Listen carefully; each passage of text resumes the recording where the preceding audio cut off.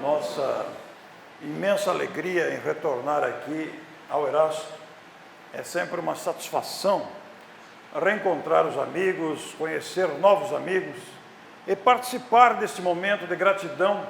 Afinal de contas, o mês de aniversário sempre lembra a gratidão que devemos ter para com as nossas instituições, que nos facilitam de maneira abrangente o entendimento da doutrina espírita e seus postulados inesgotáveis. Então é com muita alegria e gratidão que aqui estamos, atendendo ao convite gentil, e esperamos que tenhamos uma noite de bastante reflexão, onde nós, como expositor, também aprendemos muito, porque estamos sempre estudando os assuntos, sempre relacionando os temas com a nossa realidade do cotidiano. Então esperamos de alguma forma que a todos nos beneficiemos nesta noite. Esse tema surgiu de uma mensagem, esses volantes avulsos, impressos, que a gente recebe no centro. Esta palestra surgiu de uma mensagem assim.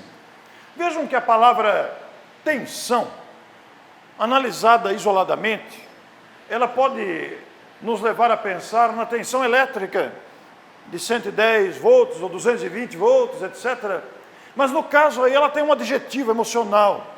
Então a expressão tensão emocional se refere, é claro, ao equilíbrio ou à falta de equilíbrio ou à afetação que se dá no nosso psiquismo, na nossa emoção, no nosso equilíbrio em função de situações variadas, bem comuns da vida humana, não é mesmo? Porque nós vamos encontrar a expressão tensão emocional.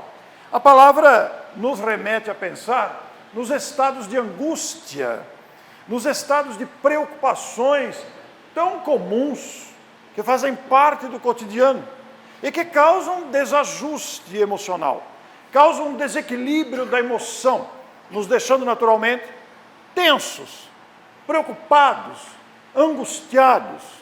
Existem tensões rápidas, passageiras. Dirigir numa autoestrada, numa tempestade. O filho que não chega na madrugada, até que o portão não se abra. As tensões, as preocupações próprias dos pais com o filho que não retorna. A renovação ou a aquisição da Carteira Nacional de Habilitação, nos exames próprios de habilitação, principalmente quando faz o primeiro exame. Então nós ficamos naquele estado de tensão. Um vestibular, um exame, um diagnóstico de uma doença que porventura está sob suspeita, e vamos conhecer o diagnóstico, vamos fazer os exames, uma entrevista para emprego. Então são situações do cotidiano que geram preocupações e até estados de angústia, uma separação, uma disputa judicial, um acidente de trânsito, uma discussão, um ponto de vista arraigado com extremismos, são situações próprias, bem conhecidas, que ocorrem diariamente. Existem, naturalmente, situações interiores, individuais, e existem casos de tensão coletiva. Todos nós vivemos há pouco tempo a tensão entre o Irã e os Estados Unidos, numa possibilidade de guerra, numa tensão internacional. Vivemos no Brasil há tempos uma tensão política. Vivemos muitos estados individuais de tensão conosco mesmo ou nos relacionamentos uns com os outros. Tensões conjugais, tensões com os filhos, tensões profissionais. Então são muitas as circunstâncias. E naturalmente que, se referindo a essa expressão, cada um de nós vai se lembrar dos estados tensos que porventura tenha vivido durante o dia, ou durante a semana, ou na tensão que nos aguarda esta semana. Algum enfrentamento difícil que sabemos teremos que enfrentar, vamos nos defrontar com situações que poderão gerar esses estados de angústias e preocupações. Então são muitas situações, naturalmente. Não vamos nos deter em nenhuma delas, mas apenas introduzir o assunto. Mas eu disse a vocês que esse assunto surgiu de uma mensagem. E esta mensagem é de Emmanuel, o benfeitor conhecido e que atuou através do médium Chico Xavier. E esta mensagem está neste livro, Companheiro.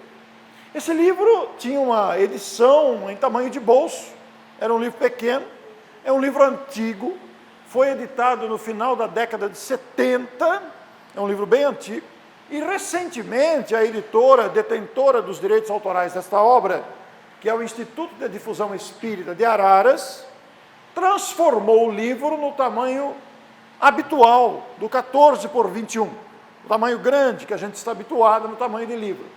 E agora com capa dura, a edição nova ficou muito bonita, porque antes era um livro de bolso, pequenino, e neste livro, entre as inúmeras e valiosas mensagens que compõem o seu conjunto de mensagens inseridas, do mesmo autor, Emmanuel, nós vamos encontrar esta mensagem, tensão emocional. Esta mensagem me impactou bastante. Desde que a li, a conheci, eu me entusiasmei com ela e passei a fazer palestras da mensagem. Inclusive a mensagem virou um livro. Cada parágrafo da mensagem virou um livro com o mesmo título, Tensão Emocional. E eu quero nesta noite apresentar a mensagem para vocês, para que juntos vejamos a atualidade dela, a grandeza dela e a ajuda que ela pode nos oferecer nesses momentos em que possamos estar experimentando angústias, preocupações que mexem com o nosso equilíbrio psicoemocional, quando nos sentimos atingidos por circunstâncias desafiadoras, difíceis, situações que colocam em prova a nossa capacidade de resistência. E são muitas as situações. Quem já não viveu momentos de nervosismo, momentos em que a gente não sabe se vai se conter, todos nós já enfrentamos e vivemos enfrentando situações desafiadoras.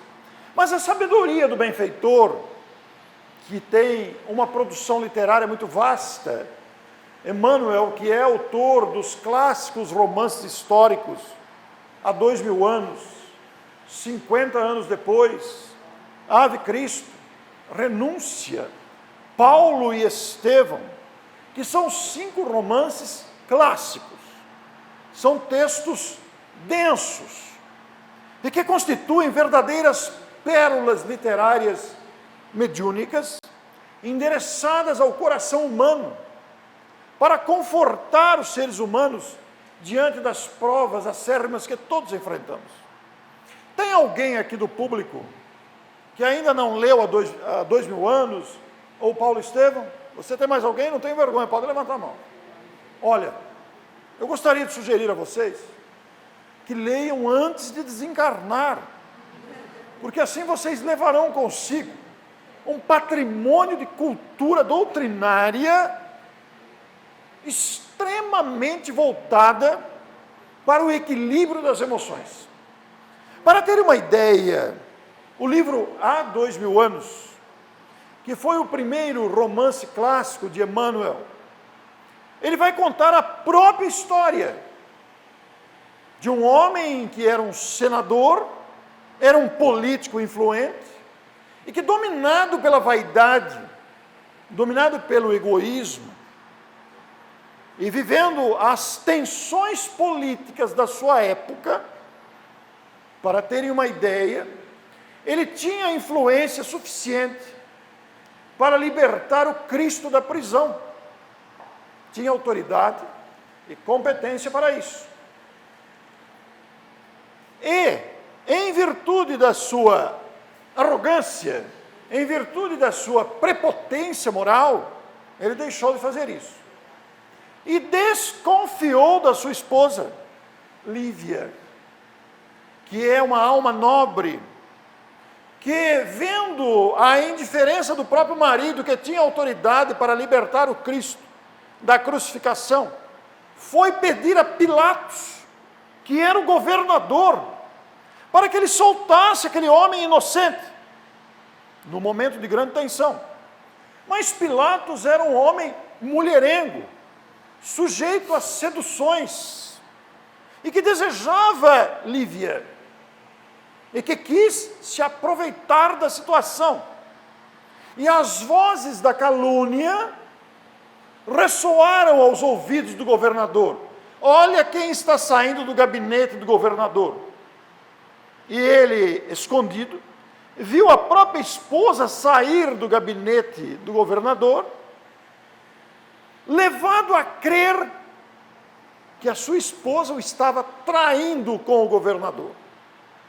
Mas ela foi lá para pedir a libertação do Cristo. E por causa disso, no orgulho do marido que se sente ferido, ele deixou de falar com ela durante 25 anos. Manteve as aparências do casamento, mas não falou com ela durante 25 anos. Acontece que Lívia amava o marido. E durante esse tempo de isolamento que ele impôs a ela, ele pôde perceber, porque afinal de contas o Cristo foi crucificado, né? Ele pôde perceber a inocência da esposa. E quando tentou aproximar-se dela para a reconciliação, naquela noite, ela vestida com a roupa da empregada, foi presa nos calabouços onde os cristãos eram aprisionados e devorada pelos leões. Ela já se tornara cristã e frequentava as reuniões que eram feitas às escondidas nos porões, nos calabouços. Mas naquela noite, numa cilada dos soldados que surpreenderam os cristãos, ela estava com eles. Ela foi aprisionada e devorada pelos leões. E o senador orgulhoso passou a amargar esse remorso, esta tensão emocional causada pelo próprio orgulho. Ele deixou de viver a felicidade conjugal por não dar o braço a torcer, por desconfiar de uma suspeita falsa. Mas com o passar do tempo, os exemplos e a renúncia da esposa demonstraram a ele o vigor do Evangelho. No livro Paulo e Estevão, por sua vez, nós vamos encontrar a saga de Saulo de Tarso, o orgulhoso doutor da lei, que perseguia os cristãos, e que se transformou depois em Paulo de Tarso, o grande nome do cristianismo depois do Cristo. Segundo Chico Xavier, é o maior livro que ele escreveu. Não por causa do número de páginas, é um livro grosso, mas pelo conteúdo de emoção superior, de tensões emocionais vividas pelos personagens, e que traduz toda a leveza e toda a grandeza do Evangelho na saga do grande apóstolo Paulo de Tarso. Esses livros, entre outros que eu já citei o nome, são do nosso benfeitor Emmanuel, que além de escrever romances autobiográficos, ou de escrever saga de outros personagens, em páginas densas, ele também foi autor dessas mensagens curtas, que a gente pega nos volantes distribuídos. Podem ver essas mensagens pequeninas que a gente recebe, sempre distribuídas, estão mensagens, muitas vezes, de Emmanuel, que tem uma capacidade de síntese extraordinária. E dentre essas mensagens está a tensão emocional, que está incluída nesse livro que eu estou dizendo para vocês. E eu quero apresentar essa mensagem para vocês hoje.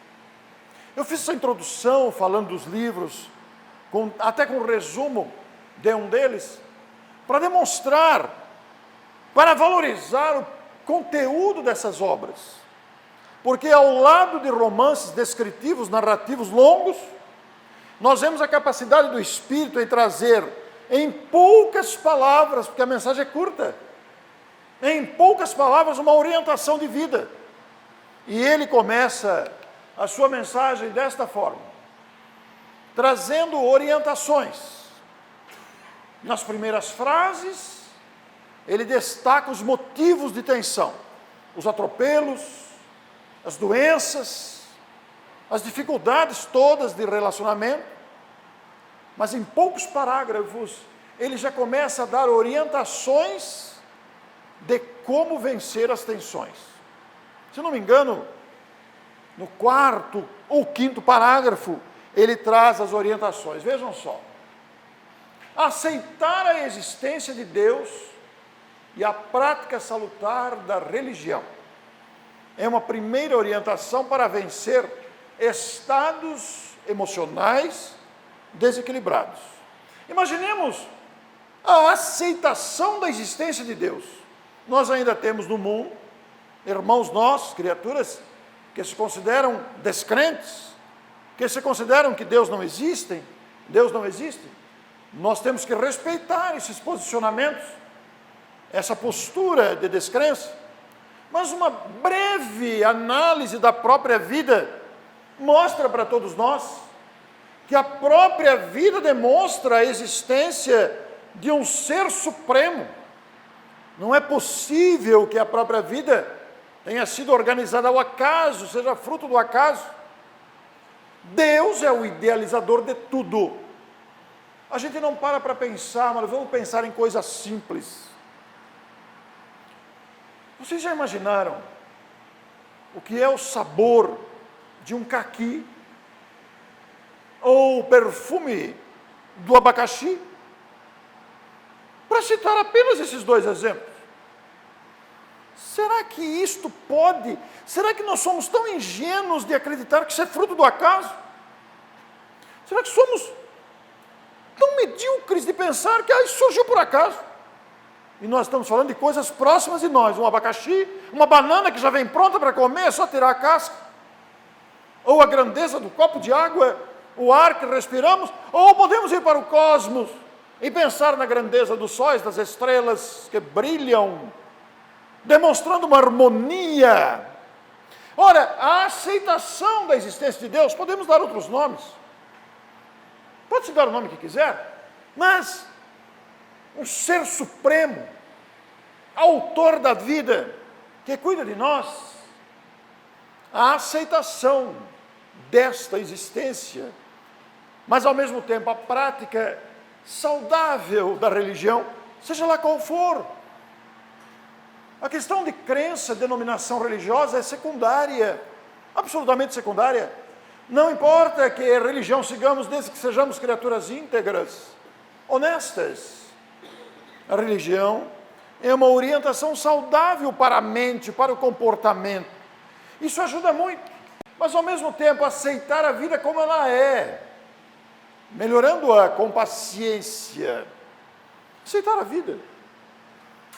E verificar à nossa volta o que é que podemos melhorar. Melhorando-a com paciência. Veja que essa segunda orientação apresenta a virtude da paciência a ser desenvolvida. Normalmente não somos pacientes. Normalmente somos agitados. Normalmente temos pressa. E isto aumenta as tensões. Isso aumenta a dificuldade de entendimento dos próprios processos dinâmicos da vida. E veja um espírito daquela envergadura trazendo-nos orientações simples, compatíveis com a psicologia, por exemplo, compatíveis com a dinâmica da vida, coisas que são óbvias, mas que talvez tenham que ser repetidas ao nosso coração. Se observarmos e lermos calmamente, com um espírito de tentar aceitar ou assimilar, veremos que os benefícios serão muitos. Ele vai dizer também, aprenda a estimar os outros, sem exigir-lhes transformações. Quantas tensões, quantos desequilíbrios, quantas disputas, quantas brigas não ocorrem, porque exigimos transformações nos outros. Normalmente queremos impor o nosso modo de viver, queremos impor o nosso modo de entender a vida, o nosso comportamento no outro. esquecendo-nos que somos inteligências individuais, que pensam, que desejam diferente, que agem diferente, por força das experiências diferentes acumuladas. Então, aprender a estimar os outros, sem exigir transformações, dedicar-se ao trabalho, sem desprezar as pausas. Olha que coisa óbvia, todos nós precisamos trabalhar, dedicar-se ao trabalho, não necessariamente remunerado, nós também precisamos do trabalho remunerado para sobreviver, para atender às demandas materiais, mas o trabalho, qualquer atividade útil é trabalho. O que estamos fazendo aqui hoje é trabalho, eu e vocês, nós todos. O trabalho que mantém a casa em funcionamento, o trabalho que proporciona reflexão, o trabalho da estrutura montada, o trabalho que aqui está, num domingo à noite, para todos nós, estudando um texto que nos parece muito óbvio, mas que normalmente esquecemos de detalhes tão importantes. Vai dizer, servir ao próximo, quanto pudermos. A orientação cristã, servir. O que seria verdadeiramente servir? Vejam que esta frase é material para um congresso de vários dias, com a participação de psicólogos, de pais, de professores, de educadores, de filhos, de marido e mulher, de profissionais de várias áreas. Servir ao próximo. Qual a mentalidade, qual a consciência que temos dessa postura de servir? Diariamente, usufruímos de benefícios e bens e serviços. Somos servidos. Eu fico pensando, por exemplo, quando a gente vai pela estrada almoçar num restaurante, para almoçar num posto, as pessoas que prepararam a comida que nós vamos nos servir num posto de estrada, não sabe quem vai se alimentar daquela comida. Prepararam e deixaram à disposição, não sabe quem é que vai servir dela. E nós que ali estamos nos servindo de um serviço oferecido por alguém que não conhecemos. Mas isso tem muito mais amplidão, não é só essa noção. O servir ao próximo, quanto pudermos, sugere ao nosso coração essa dedicação, inclusive dentro do trabalho remunerado, de servir, de facilitar a vida alheia, ou a vida do conjunto, da equipe, dos companheiros. Essa consciência de facilitar a vida alheia é uma consciência de servir, porque estamos todos no mesmo barco, o barco do planeta Terra, precisamos todos uns dos outros. O cenário atual do planeta é um cenário tenso, é um cenário de dificuldade, de crise migratória. Nós vemos os países sendo esvaziados por parte da população desesperada pelo estado político dos seus países, pela crise financeira e de fome, mães que carregam seus filhos e atravessam os mares em barcos improvisados, que largam tudo para tentar salvar a família em migração, em crise migratória. O que não dizer do armamento nuclear, da fome que assola o planeta, da corrupção que campeia solta, e de tantas outras dificuldades que aí estão. Esquecidos que estamos, que o cenário atual, que nos assusta, com o terrorismo, com a guerra, com a mentira, com a manipulação, que criam tensões internacionais e nacionais, não é crise dos outros, é crise nossa. Somos nós que compomos e fazemos o cenário atual de aborto. O Brasil teve 65 mil homicídios em 2017. O Brasil, 65 mil homicídios em 2017. Nós temos no Brasil um suicídio a cada 30 minutos. Dados alarmantes, tensos, mas não são manifestações pessimistas. Não, ao contrário, conclamam-nos a servir ao próximo, quanto pudermos, para evitar ou atenuar ou eliminar esses quadros difíceis da vida social. E isso se faz com a consciência global, enxergarmos além do nosso próprio umbigo, enxergarmos globalmente no local que estamos, para ver o que podemos fazer, a começar do nosso próprio lar. Quantas vezes entramos em casa e vemos a louça do café da manhã para ser lavada, esperando que alguém vá lavar, não é? O servir ao próximo sugere, lave a louça. O servir ao próximo sugere, recolha a roupa, guarde o sapato, estenda a toalha, gestos simples do cotidiano familiar, muitas vezes desprezados, e que se refletem na sociedade com o descaso do lixo jogado na rua, que escorre para o rio, que entope os bueiros, etc., e causa os grandes problemas das enchentes. Quantos outros problemas decorrentes dessa ausência do senso coletivo, de olhar globalmente, onde estou, o que posso fazer agora. Pode ser na rua, pode ser no meu quarto, pode ser na prefeitura, pode ser no banco, pode ser no correio, em tantas situações do cotidiano, na minha profissão, com o meu veículo. O que posso fazer para servir ao próximo, o quanto pudermos? O desenvolvimento dessa consciência global ajuda-nos a vencer a tensão emocional. Deter-se no melhor das pessoas e das circunstâncias, esquecendo que pareça inconveniente ou desagradável. Desafio, né? Porque a gente se fixa bastante no inconveniente. A gente tem uma tendência de ver a mancha no lençol ou no lenço, esquecendo a beleza do bordado, por exemplo. Ou temos o olhar crítico de ver um gesto indevido e esquecer tudo que a pessoa fez. Então, Emmanuel, numa orientação óbvia, esquecida, vai nos dizer: veja o lado melhor das pessoas e da circunstância. Deixa o que parece inconveniente e desagradável. Isso não significa omissão, não. Mas está nos convidando a um arejamento da mente. Está nos convidando a uma nova postura. Por outro lado, dispensar ressentimento, mágoas. As mágoas são grandes inimigos da nossa saúde. Vou lhes contar uma experiência pessoal.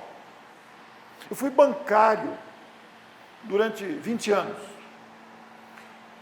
E nos últimos meses, na minha permanência no banco, depois eu saí no PDV, eu saí do banco. Nos últimos meses, eu tive um atrito, um relacionamento difícil com um gerente que eu tive. Nós chegamos a colocar o dedo um na cara do outro. Não tinha meios da gente se entender. Era um relacionamento de muita tensão. Desde que nos conhecemos, parece que olhamos um no outro e não bateu. Ficou aquele negócio esquisito. A gente não se entendia muito bem, não. Era difícil mesmo. E eu saí do banco. Ele se aposentou. Nunca mais nos encontramos. E eu tenho uma palestra sobre mágoas. Você guarda mágoas. É interessante nós, os palestrantes, porque quando estamos falando de um tema, parece que as coisas relacionadas àquele tema acontecem. É muito interessante essa experiência. E eu, durante algum tempo, falando sobre mágoas, baseado num livro de um psicólogo americano que não é espírita, Dr. Fred Luskin, que fez um trabalho sobre a mágoa. E eu estava falando bastante sobre mágoas, Já fazia uns 6 meses. Numa bela madrugada, eu sonhei com o meu gerente. Sonhei, pesadelo. Sonhei com ele. E no sonho, era uma segunda-feira, pós-banco fechado, 4 dias. Naqueles tempos que ainda usava muito cheque, agora as transações são online, os cheques são usados com pouca expressão. Mas naquele tempo, segunda-feira, pós-feriado, era aquele pacotão de cheque para compensar, né? E eu trabalhava na compensação de cheques. E estava no final do expediente, olhando no relógio, estava na hora do malote. E aquele cheque não batia, somava, e não batia a conta. Ele entrou na sala, passou perto de mim e deu um tapa no monte de cheque. Aqueles cheques se esparramaram pelo chão, olhei no relógio, faltava 15 minutos para o malote, me deu um desespero. E eu falei no sonho, sai da minha sala! Tensão no sonho. Eu acordei com o meu grito, estava sonhando. Eu acordei assustado e percebi que era um sonho, imediatamente. Mas foi tão forte, falei, sai da minha cama! A esposa acordou assustada. O que foi, bem? Não foi nada, bem, pode dormir. Eu percebi naquele instante que havia dentro de mim ainda um restinho de mágoa do gerente. Vocês vejam que coisa interessante? Ainda havia mágoa guardada. E eu estava falando de mágoa. E percebi dentro de mim a existência de mágoa. Eu ainda não me encontrei com ele, nunca mais o vi. Tenho procurado no Google, mas não achei onde ele está. Preciso encontrar com ele. Fulano, já foi, se aposentou, isso aí, vamos nos abraçar, deixa para lá. E Emmanuel diz, dispense ressentimento, porque a mágoa nos aprisiona.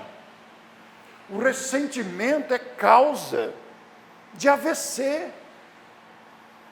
O ressentimento guardado é causa de infarto. Nós temos que nos libertar de lembranças amargas. Como vamos fazer isso? Nós temos que pensar o assunto. Olha lá, deter-se no lado melhor das pessoas, esquecendo que pareça inconveniente ou desagradável. Dispensar ressentimentos e aceitar a vida como ela é, aceitando as pessoas como elas são. Isso é um desafio para todos nós, porque nós temos uma tendência expressiva de agir com uma certa tensão, não dando o braço a torcer por força do orgulho e da vaidade que ainda guardamos. Ainda é da natureza humana tudo isso. Cultivar a simplicidade. Não precisa nem falar, né? O quanto é importante ser simples, de simplificar a vida. Sejamos pessoas facilitadoras. Existem pessoas que são complicadoras. Vamos ver o nosso comportamento, se nós estamos simplificando a vida da esposa, dos filhos, do patrão, do empregado, do vizinho, do motorista, etc., daquele que nos serve, ou estamos complicando. Cultive a simplicidade. E aí é aquela história que eu contei para vocês, até antecipei a história, olha só. O Dr. Fred Luskin, que fala sobre o poder do perdão. E nessa afirmativa, nesta obra, ele faz uma sugestão para nós. Faça um autoteste, para ver se você tem mágoa guardada. Ninguém precisa responder, tá? É um autoteste individual e ninguém precisa responder, é apenas para refletirmos sobre o assunto.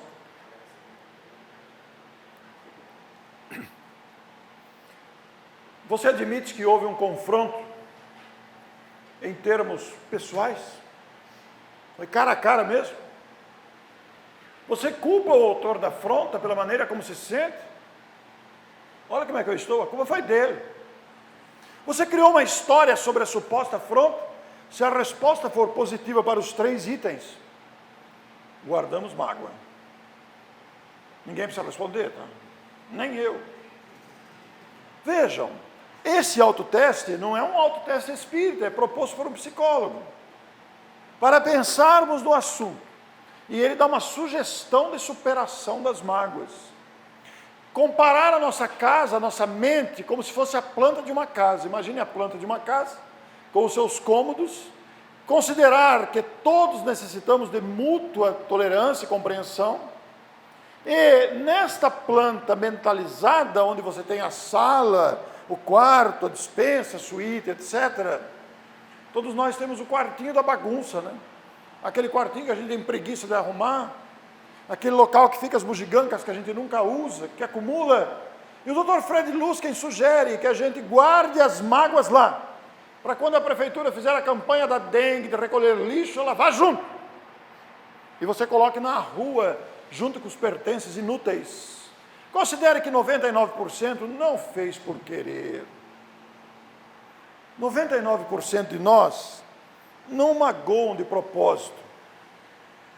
É que a gente tem ímpetos, reações intempestivas, reações agressivas. A gente dá respostões, responde com voz alta, mas não foi de propósito. A nossa índole, 1% quer pisar e amassar, esmagar mesmo. Mas 99% de nós não fazemos de propósito. E os que fizeram de propósito vão aprender com a própria vida, não é mesmo? Considere os prejuízos da mágoa, já falei, né? A grave questão da culpa e os seus prejuízos, da noção de culpa, e considere os diálogos de conciliação e os ensinos que orientam.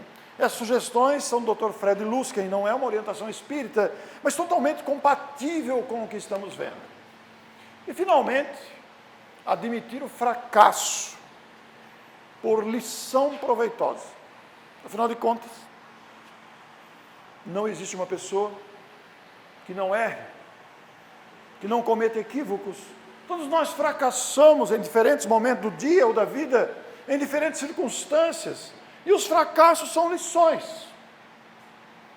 Conversar com alegria e esperança. Seja a nossa voz uma voz de alegria. Seja a nossa voz uma voz de esperança diante das mais diversas e graves circunstâncias. Não se fazer problema para os outros. E zelar por si mesmo. Vejam a abrangência dessa afirmação. Não se fazer problema para os outros, e zelar por si mesmo. Os cuidados com a nossa própria mente, a vigilância diante das circunstâncias e reações que possamos ter. Se sofrer abandono, buscar outros amigos que te compreendam. Esta frase sugere muitas situações, né? Muitos de nós podem experimentar a traição do sócio, o abandono conjugal. Podemos experimentar as situações. E quando isso acontece, a gente fica batendo na mesma tecla. Pelo amor de Deus, pelo amor de Deus, pelo amor de Deus. E Emmanuel sugere, se sofrer abandono, busca outros. Busca outros. Se a pessoa nos abandonou, é porque não estava bem, não gostava da gente. Claro que você vai estudar, isso não pode ser generalizado, mas sugere para todos nós que não fiquemos batendo na mesma tecla que vai repetir o sofrimento, vai se agravar. É preciso compreender, esquecer o que já foi, usando o presente para edificar um futuro melhor. São dicas pedagógicas, psicológicas, que nos sugerem vencer as preocupações e as angústias. Aceitar corajosamente o inevitável e as provas que nos amadurecem. Esse aceitar corajosamente o inevitável, quando a gente ouve a palavra inevitável, a gente pensa na morte. A morte não é o fim. A gente já aprendeu isso com o Espiritismo. Não existe a morte. Existe uma separação temporária. Morre o corpo, mas nós continuamos a viver.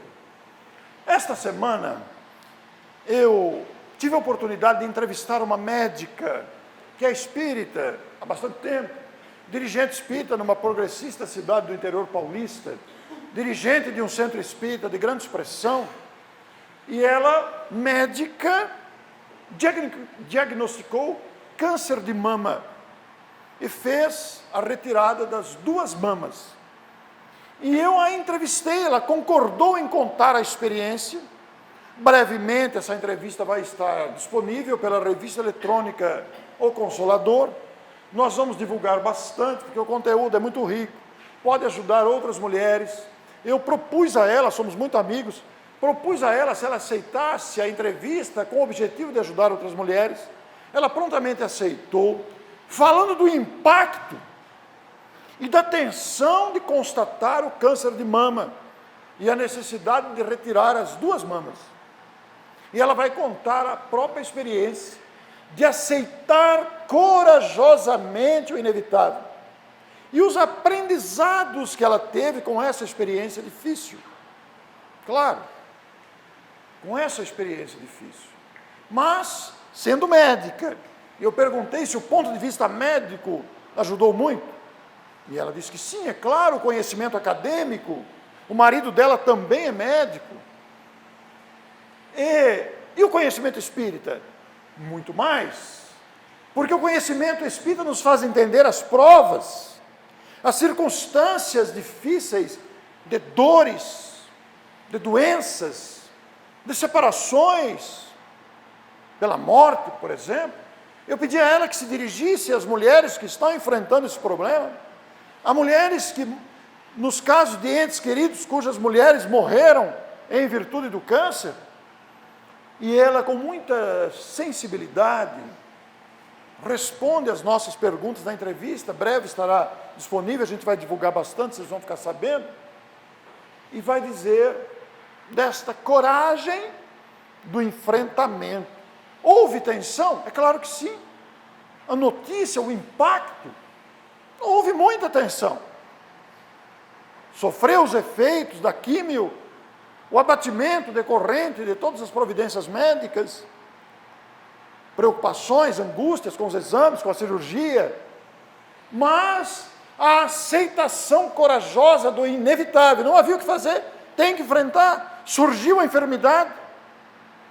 Isso nos ajuda no enfrentamento, como diz Emmanuel, das tensões emocionais. Porque há uma fórmula matemática da felicidade. Existe aqui no salão algum matemático batuta mesmo, que gosta de equação matemática? Tem aqui algum craque em matemática? De repente tem um Einstein aqui, né? E a gente não sabe ler. Pode ter um Einstein aqui na plateia, nós estamos falando aqui. Pode ter um Einstein, vocês equacionam isso aí? Olha, como é que nós vamos decifrar essa equação matemática da felicidade? F é igual a PN mais CT mais FF. O primeiro F é felicidade, é claro. A felicidade é igual a PN mais CT mais FF. Essa resposta está em O Livro dos Espíritos. Sabiam disso? A felicidade é igual à posse do necessário, mais consciência tranquila. Alguém imagina o que é FF? Hã? Fé no futuro. Então imagine, olha a equação da felicidade dada pelos espíritos a questionamento de Kardec. Felicidade é igual à posse do necessário. E a gente sofre muitas tensões porque os boletos vencem. Não é? Os boletos vencem. A gente exagera no cartão e aí vem a conta do boleto. Meu Deus! Então, quando a gente tem noção da posse do necessário, o que é a posse do necessário? Isso é muito individual. O que pode ser posse do necessário para mim, pode não ser para você, ou vice-versa. As necessidades individuais são muito diferentes, mas posse do necessário, mais consciência tranquila. Nós não vamos ter consciência tranquila 100%. Porque sempre haverá alguma coisa nos cutucando. Nós podemos nos esforçar pelo razoável da consciência tranquila, mais fé no futuro. Fé. O que é a fé? O que é esse sentimento que brota e nos sustenta nas lutas e que deve ser cultivado através de exercícios, através de observação, através de estudos que nos fortaleçam. A fé no futuro é um ingrediente magistral para todas as questões. E agora está o último parágrafo da mensagem. Encerrando a mensagem tensão emocional, o nosso Emmanuel vai dizer: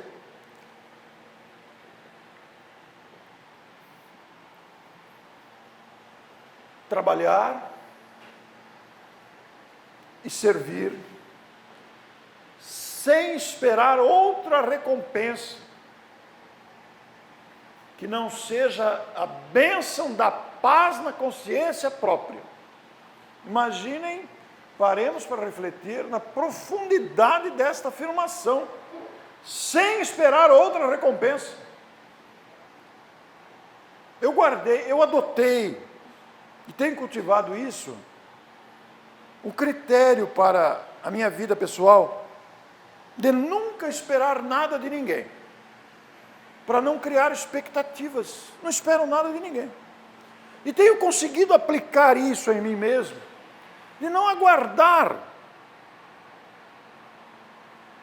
O que vier, nós aprendemos com as lições. Mas quando nós criamos expectativas, vem a decepção. Então, sem esperar recompensa que não seja a bênção na paz de consciência. Pois, se tivermos a bênção da paz da consciência, que é a maior felicidade que o ser humano pode desfrutar sobre a terra, é a paz de consciência, nenhuma tensão emocional te criará desencanto ou doença. De vez que se cumpres o teu dever. Já pararam para pensar na extensão da palavra dever? O que é dever? A definição do dicionário diz que dever é aquilo que precisa ser feito.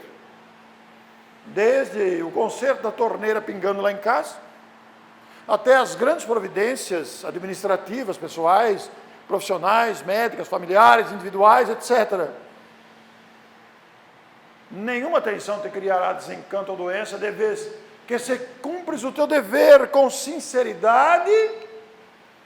Quando te falte força, Deus te sustentará. Onde não posso fazer todo o bem que desejas realizar, Deus sempre fará a parte mais importante. E aí, para coroar isso, a gente se lembra do poema Invictus. Esse poema foi utilizado por Nelson Mandela e está no filme Invictus, que conta a história do líder sul-africano Nelson Mandela e toda a sua saga de permanência na prisão. E esse poema vai dizer o seguinte: dentro da noite que me cobre, negra como a cova, de ponta a ponta, eu agradeço a quaisquer deuses que sejam, pela minha alma inconquistável. Na cruel garra da situação, não estremeci, nem gritei em voz alta, sob a pancada do acaso. Minha cabeça está ensanguentada, mas não curvada. Este poema não é dele, ele utilizou-se dele durante os anos de prisão. Além deste lugar de ira e lágrimas, avulta-se apenas o horror das sombras, e apesar da ameaça dos anos, encontra-me e me encontrará destemido. Não importa quão estreito o portal, quão carregada de punições a lista, sou o mestre do meu destino, sou o capitão de minha alma, sou o mestre do meu destino, sou o capitão de minha alma.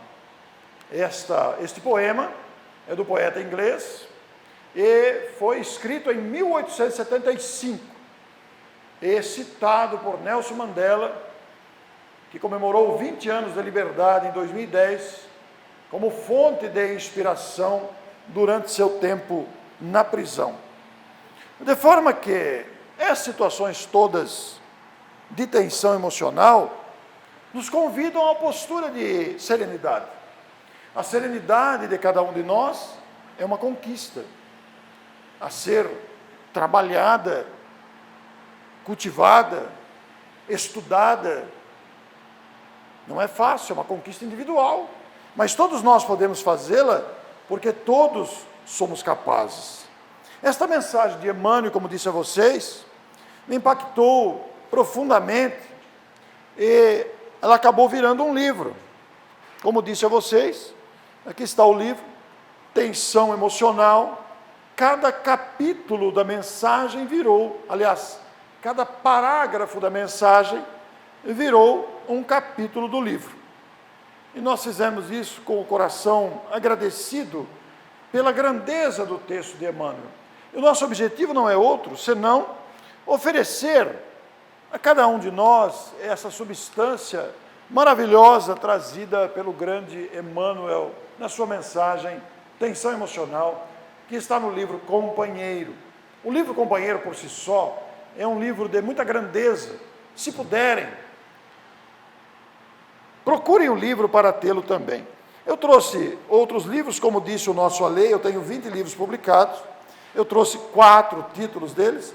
O outro é Espiritismo, Escola de Almas, falando sobre essa grandeza didática, pedagógica que é o Espiritismo, onde vamos encontrar algumas experiências pessoais que eu passei, e coloco também textos para iniciantes, como também textos para aqueles que gostam de aprofundar a pesquisa.